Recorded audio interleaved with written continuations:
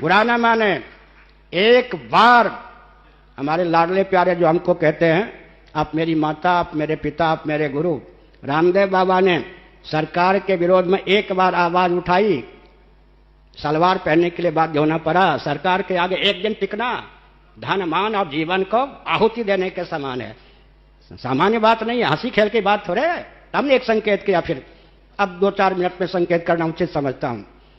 मुझे इसकी चिंता नहीं है कि कौन सहयोग कर रहा है, कौन नहीं सहयोग कर रहा है। सुनिए, जब भगवान अवतीर्ण होते हैं, चाहे रामलला के रूप में अवतीर्ण हो, मर्यादा पुरुषोत्तम भगवान राम के रूप में अवतीर्ण हो, चाहे लीला पुरुषोत्तम भगवान श्री कृष्णचंद्र के रूप में अवतीर्ण हो, जो कार्य उन्हें करना होता है उसके लिए अधिष्ठानम तथा कर्ता करणं च पृथक विधम विविधा से पृथक चेष्टा दैवं चैवात्र पंचमम।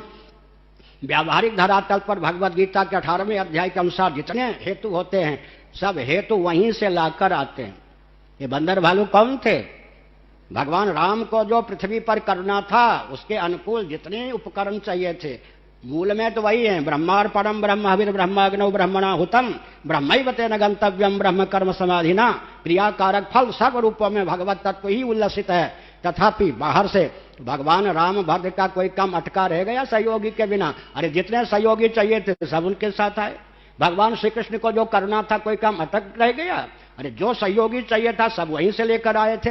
ये रह गई बात भगवान की। अब ले लीजिए पंड, भगवान को धर्मराज युधिष्ठिर के माध्यम से जो कार्य कराना था, उस कार्य की सिद्धि के लिए धर्मराज युधिष्ठिर अकेले थोड़े आए, देवता उनके अनुज बन करके आ गए और बहुत से सहयोगी आ गए। इसी प्रकार करुणा वरुणालय सच्चिदानंद स्वरूप सर्वेश्वर को मेरे माध्यम से जो कुछ कराना है, उसमें संसार कितना भी विघ्न डाले कोई समर्थ हो सकता है? अगर मेरे माध्यम से कुछ नहीं कराना है तो सारा संसार मेरा सहयोग करे, मैं सफल हो सकता हूं। इसलिए किसने वो संकल्प दिया?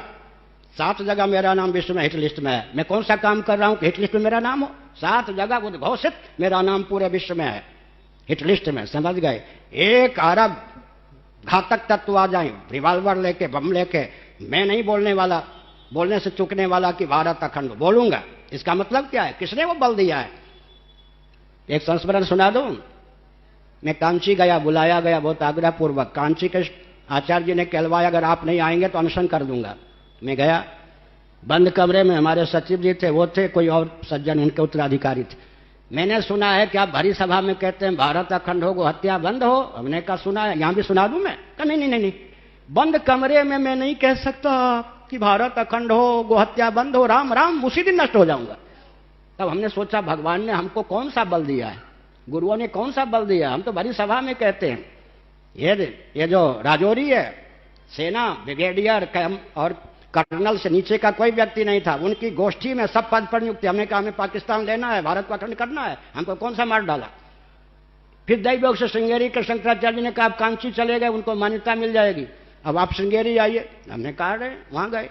दैवयोग से बेतार का तार, बंद कमरे में श्रृंगेरी के मान्य शंकराचार्य जी, तभी वो अपना उत्तराधिकारी घोषित कर चुके हैं। उन्होंने कहा कि आप, मैंने सुना है लोगों के मुख से आप कहते हैं भारत अखंड हो, गो हत्या बंद हो, राम राम, बंद कमरे में हम नहीं कह सकते, चाहते अवश्य। इसका मतलब क्या है?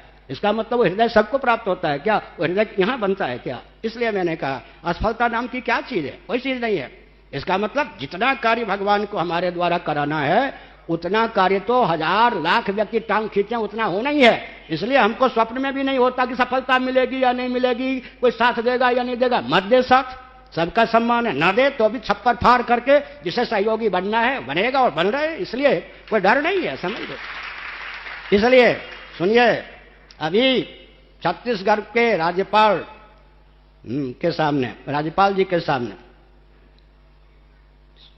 और मंत्रियों के सामने, सांसदों के सामने, 10,000 श्रोताओं के सामने मैंने कहा कौन सी विभाजक रेखा कांग्रेस के अतिरिक्त आपके यहां बताओ? भाजपा का शासन है, 1 लाख से अधिक गायें आपकी सीमा से बाहर जाकर कटवाई जाती हैं, शराब की नदी आपके प्रांत में बहती है, परिवार नियोजन गर्भपात नकदी आपके प्रांत में होता है, इसी प्रकार से सट्टा जुआ आपके प्रांत में होता है। क्या भाजपा की पहचान है ये तो बताओ?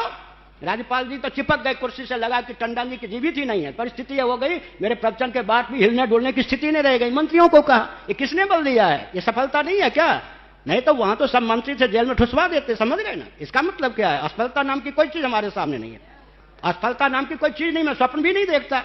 जैसे शेर होता है जो शिकार करना होता है कूद पड़ता है, उसके हृदय में संशय हो, पहुंच पाऊंगा या नहीं, तो शेर कहां है, पहुंच पाऊंगा या नहीं, और अगर नहीं पहुंच पाया तो मर जाऊंगा। अरे ये क्या बात है।